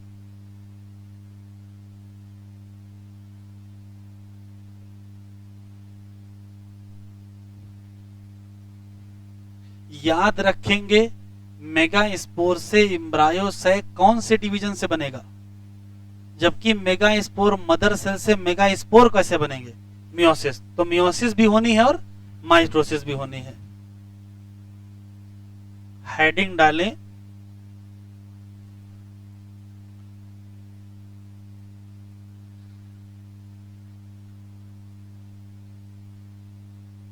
Microspore mother cell कितने माइक्रोस्पोर बनाएगी, 4, और चारों फंक्शनल होंगे। मेगा स्पोर मदर सेल कितने मेगा स्पोर बनाएगी, 4, कितने फंक्शनल होंगे, एक ही फंक्शनल होगा। ये फंक्शनल का कॉन्सेप्ट याद रखिएगा।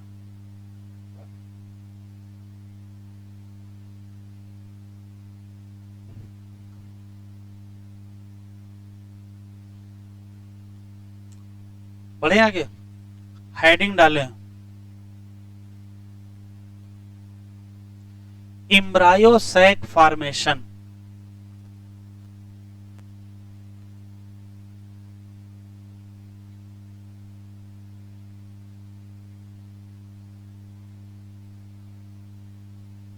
और डायग्राम बना लीजिए।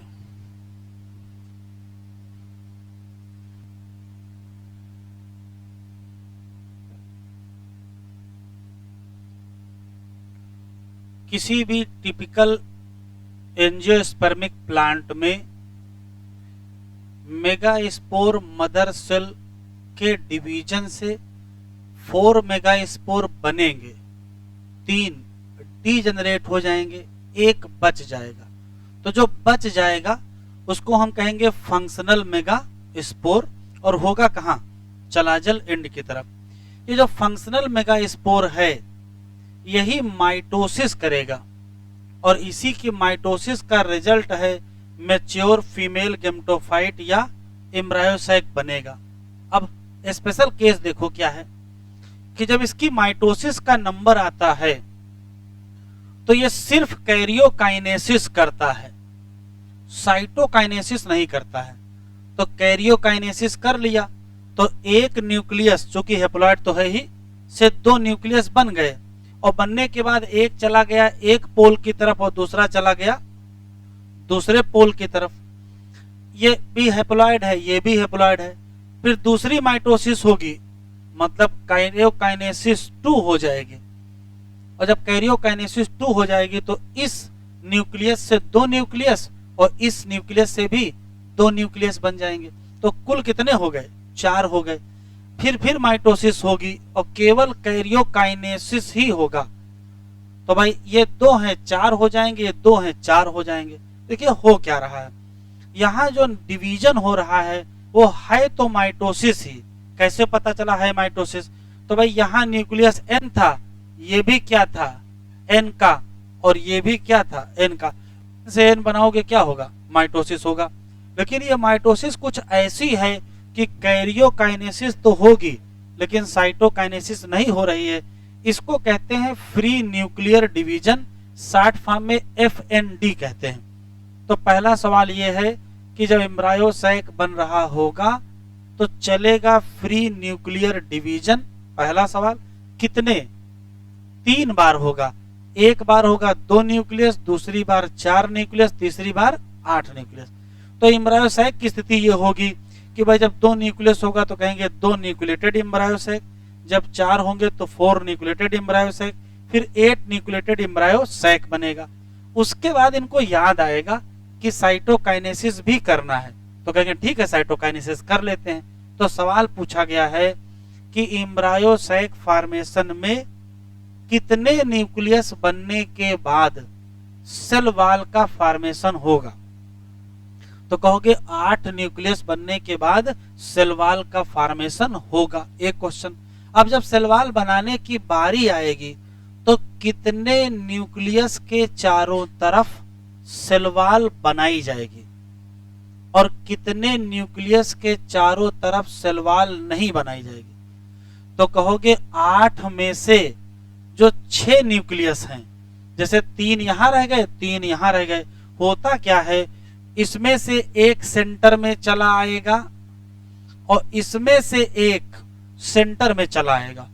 तो इस पोल पर 3 बचेंगे, इस पोल पर 3 बचेंगे। तो जो पोल पर होंगे वहां तो सेल वॉल बन जाएगी। तो कितने न्यूक्लियस के चारों तरफ नई सेल वॉल बनाई गई। तो कहोगे 3 न्यूक्लियस ऊपर की तरफ, 3 न्यूक्लियस नीचे, मतलब कुल कितने हो गए 6 न्यूक्लियस। तो कितने न्यूक्लियस के बाहर सेल वॉल नहीं बनाई गई। तो कहोगे 2 न्यूक्लियस। जिनके खिलाफ सेल वॉल नहीं बनाई गई उनका नाम बदल के क्या रख दिया गया, पोलर न्यूक्लियाई। वो 3 न्यूक्लियस जो माइक्रोपाइलर एंड की तरफ थे उनको क्या बना दिया गया, एग अपरेटस। और वो 3 न्यूक्लियस जो चलाजल एंड की तरफ थे उनको क्या बना दिया गया, एंटीपोडल सेल। एक और सवाल, एक अपरेटस में कुल कितनी सेल हैं। कहोगे 3 सेल।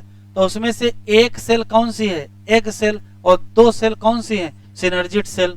फिर बड़ी सबसे बड़ी सेल कौन सी है, सेंट्रल सेल, उसी में क्या है, पोलर न्यूक्लियाई। और 3 सेल जो किधर की तरफ है, चलाजल एंड की तरफ, उनका नाम क्या पड़ गया, एंटीपोडल सेल। तो अगर कुल सेल गिने तो भाई 1 हो गई एग सेल, 2 हो गए सिनर्जिड 3, 1 हो गई सेंट्रल सेल 4, और 3 हो गई कौन सी, एंटीपोडल सेल। कितनी हो गई, 7 सेल।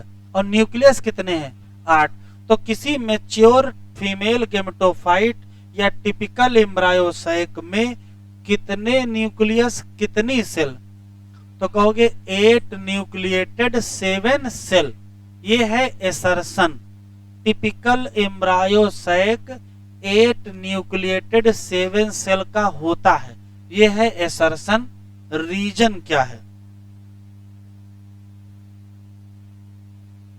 इसी साल पूछा गया, इसी साल यही एसर्शन रीजन आया। पेज खोलो, टिपिकल एम्ब्रायोसाइक में 8 न्यूक्लिएटेड 7 सेल, ये एसर्शन रीजन में आया है।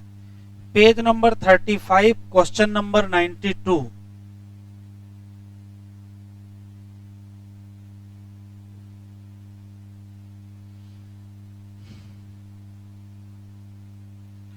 एसर्शन है कि टिपिकल अनफर्टिलाइज एम्ब्रायोसाइक में 8 न्यूक्लिएटेड 7 सेल होते हैं।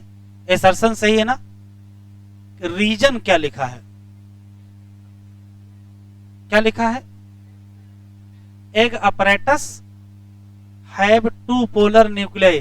क्या ये एग अपरेटस में 2 पोलर न्यूक्लियाई हैं, नहीं। तो रीजन तो हो गया गलत।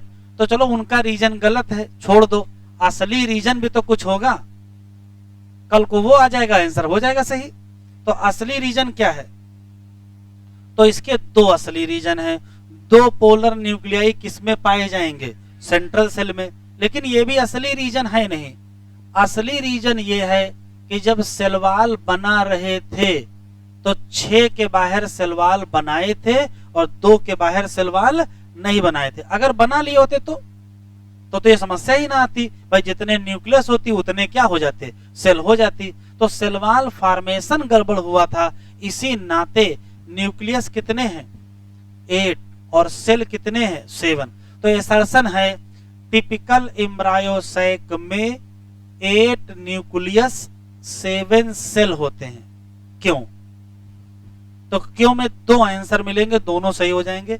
एक मिलेगा कि out of 8 only 6 nucleus surrounded by new cell wall, एक ऑप्शन ये सही है। या कह सकते हो सेंट्रल सेल में क्या पाई जाती हैं, 2 पोलर न्यूक्लियाई, तो भी आंसर सही हो जाएगा। एक और सवाल बता दो, पोलर न्यूक्लियाई किस सेल में है, सेंट्रल सेल में है, कहां कहां, ऑप्शन सुनो फिर आंसर बताओ। पहला ऑप्शन एग अपरेटस के नीचे है, दूसरा ऑप्शन एग अपरेटस के ऊपर है।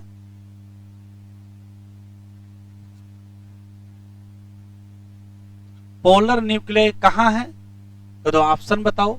ऑप्शन बता रहे हैं, ऑप्शन है पोलर न्यूक्लियाई सेंट्रल सेल में एग अपरेटस के नीचे है एक ऑप्शन, और एग अपरेटस के ऊपर है एक ऑप्शन। दोनों हैं, सबसे बढ़िया तो वो आंसर हो गया। तो चलो भैया घुमा लेते हैं। एग्जामिनर या एनसीईआरटी लिखने वाले ने पूरा प्रयास किया है कि आप कंफ्यूज रहो। चलो, ये है एक मैच्योर एम्ब्रायोसैक, ये माइक्रोपाइलर इंड है, ये चलाजल इंड है, ठीक है। तो बताओ ये कौन से ओव्यूल का है, आर्थोट्रापस की एनाट्रापस, ये एनाट्रापस का है। आराम से बताएं पोलर न्यूक्लियाई कहां है, एग अपरेटस के ऊपर है कि एग अपरेटस के नीचे है। अब कहां पहुंच गए, ऊपर पहुंच गए। और इससे पहले डायग्राम में चलो यहां देखो, ये भी एक एम्ब्रायोसैक बना है, यहां 2 सिनर्जिड सेल है, एक सेल, इसका मतलब ये क्या है, एग अपरेटस है, और ये पोलर न्यूक्लियाई है। बताओ पोलर न्यूक्लियाई एग अपरेटस के नीचे है कि पोलर न्यूक्लियाई एग अपरेटस के ऊपर है। तो डिपेंड करेगा हम किस नजरिए से देख रहे हैं ना। ऊपर से देख रहे हैं तो नीचे है, और नीचे से देख रहे हैं तो ऊपर है, ऐसा है? ऐसा नहीं है, ऐसा नहीं है। अब एनसीईआरटी पढ़ लेते हैं।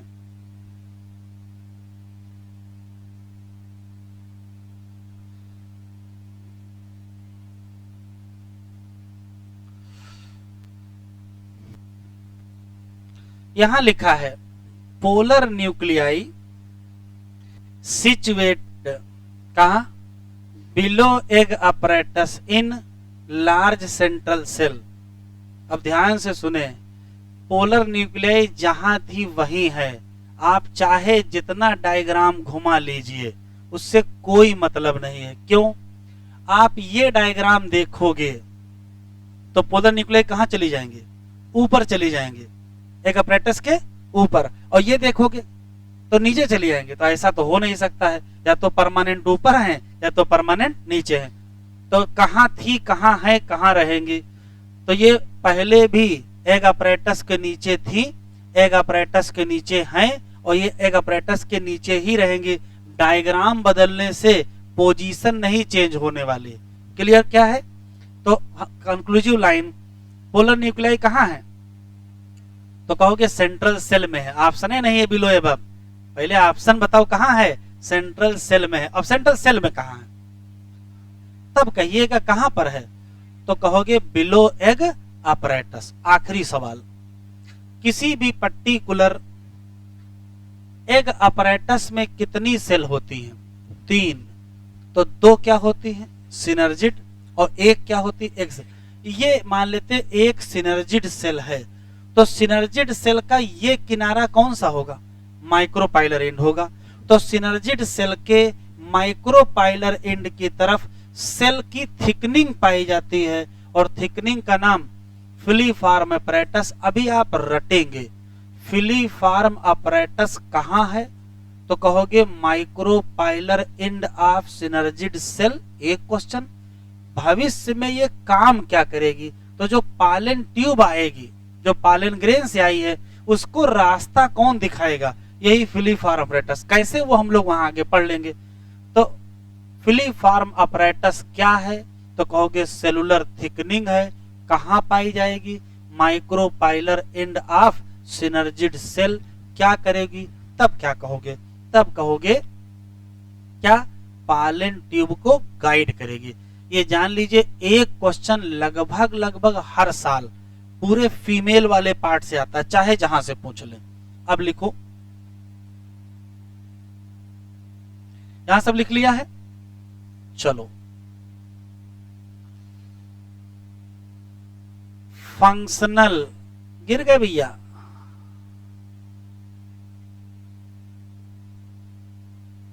मेगा स्पोर जो कि क्या होगा? एन। यही बनाएगा क्या? एम्ब्रायोसैक, जिसकी भी पोलैरिटी क्या मानी जाएगी? एन। यहां क्या होगा? माइटोसिस कितने? तो याद रखिएगा 3 माइटोसिस होंगे।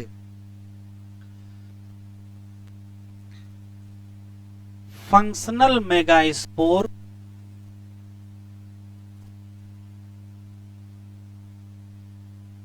का जो न्यूक्लियस होगा वो माइटोसिस में तो जाएगा, लेकिन क्या होगा? Free nuclear division. Short form में क्या कहोगे? FND। और ये स्थिति ऐसी है कि हमेशा कैरियोकाइनेसिस के बाद क्या नहीं बनती है? सेल वॉल नहीं बनती है। No cell wall formation after each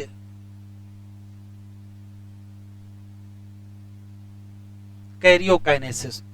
प्रत्येक कैरियोकाइनेसिस के बाद सेल वॉल नहीं बनती थी, उसी चक्कर में इसका नाम क्या पड़ गया? फ्री न्यूक्लियर डिवीजन पड़ गया। पढ़ जाने दीजिए, कोई बात नहीं। आफ्टर 8 न्यूक्लिएटेड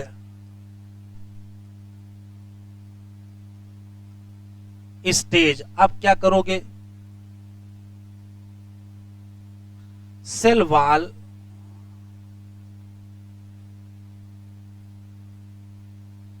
फॉर्मेशन होगा। क्या होगा, सेल वॉल फॉर्मेशन।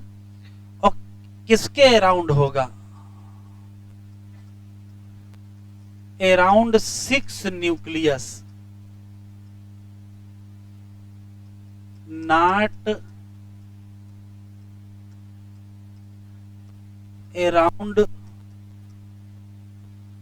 2 न्यूक्लियस। तो न्यूक्लियस के अराउंड नहीं होगा, तो उन्हीं 2 न्यूक्लियस का नाम क्या हो जाएगा, पोलर न्यूक्लियाई।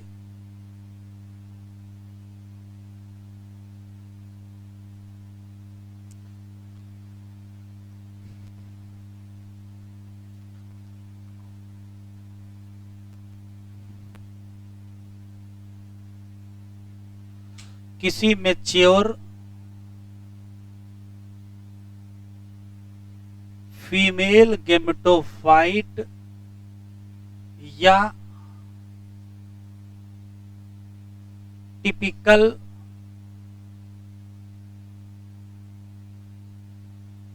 एम्ब्रायोसैक में कितना होगा, तो कहोगे 8 न्यूक्लिएटेड और क्या 7 सेल्ड। क्यों, तो क्यों वही है, क्या 2 पोलर न्यूक्लियाई है सेंट्रल सेल में, या सेल वॉल नहीं बनाई गई है किसके अराउंड, 2 न्यूक्लियस के around.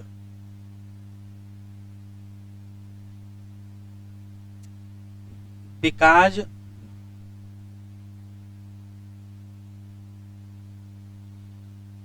No cell wall formation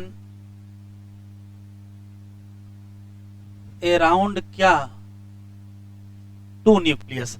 अगर वो भी बन जाता तो ये समस्या आती ही ना। किसी टिपिकल या मैच्योर फीमेल गेमेटोफाइट में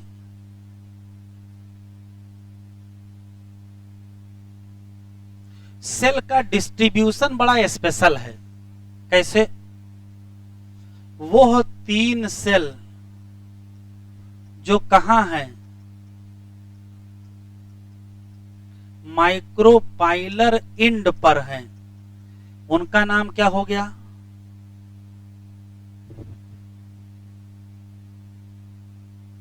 एक अपरेटस हो गया। और उसमें से एक क्या हो गई, एक सेल, और 2 क्या हो गए, सिनर्जिड सेल। और वो 3 सेल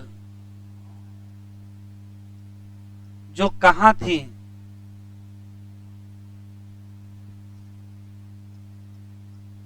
चलाजल इंड पर, उनका नाम क्या पड़ गया,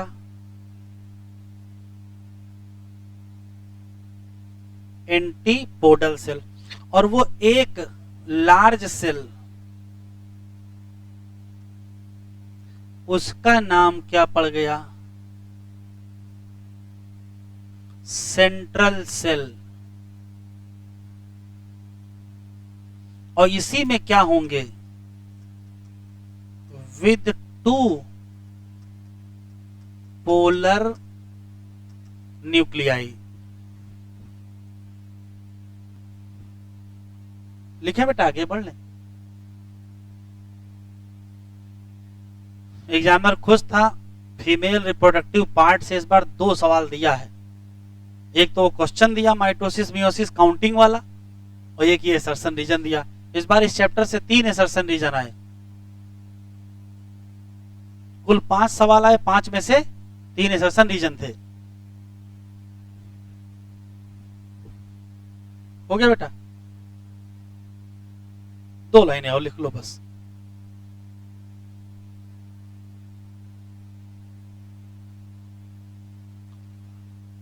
polar nuclei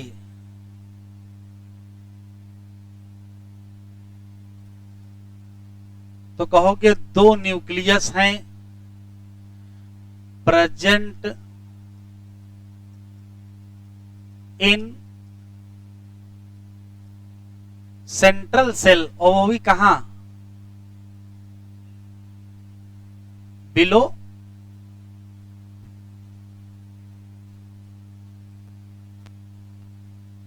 egg apparatus.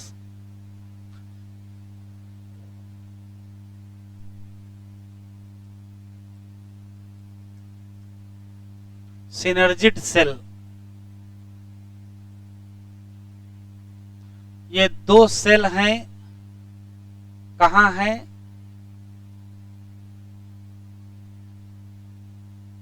Micropylar end as part of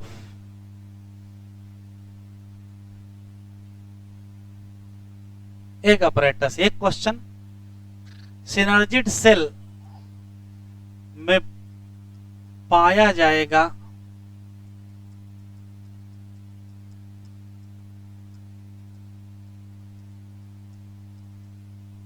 filiform apparatus, ये क्या है, तो कहोगे सेलुलर थिकनिंग है। और है कहां, at micropylar end of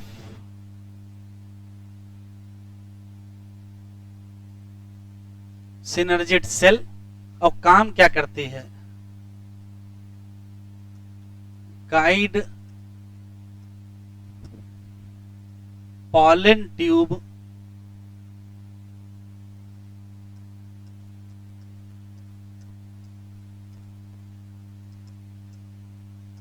toward synergid cell.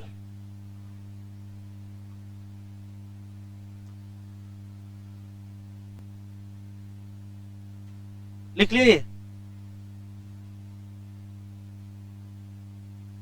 और इस बार टेस्ट एक दिन पहले है, थर्सडे को है। मतलब ये टेस्ट जो अक्सर फ्राइडे को होता था, देख लो, प्लांट ग्रोथ एंड डेवलपमेंट का टेस्ट एक दिन पहले थर्सडे को है। तो थर्सडे है कब, आज ट्यूसडे हो ही गया है, ठीक है, एक दिन बाद है प्लांट ग्रोथ एंड डेवलपमेंट का टेस्ट।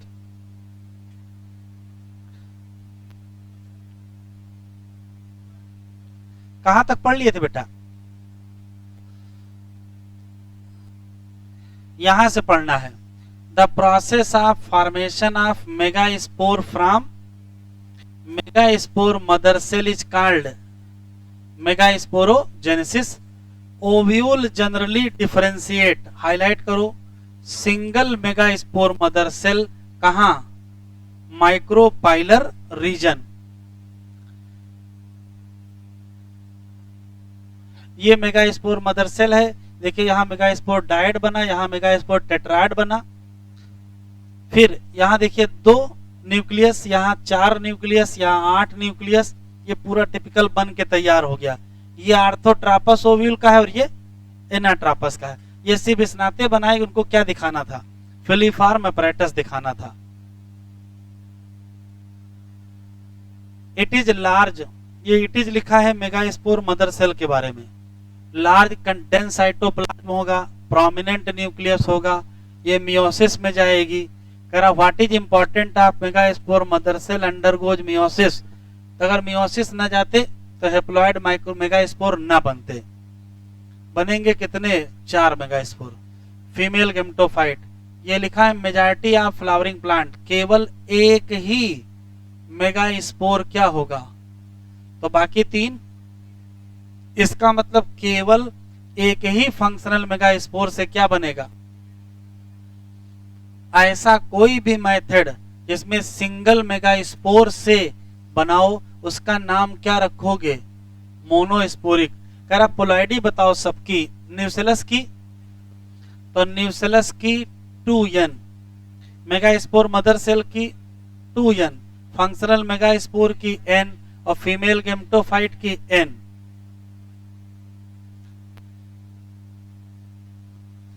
कह रहा जो न्यूक्लियस है फंक्शनल मेगास्पोर वो डिवाइड करेगा कैसे, माइटोसिस, और बनाएगा पहले 2 न्यूक्लियस, और दोनों कहां चले जाएंगे, पोल पर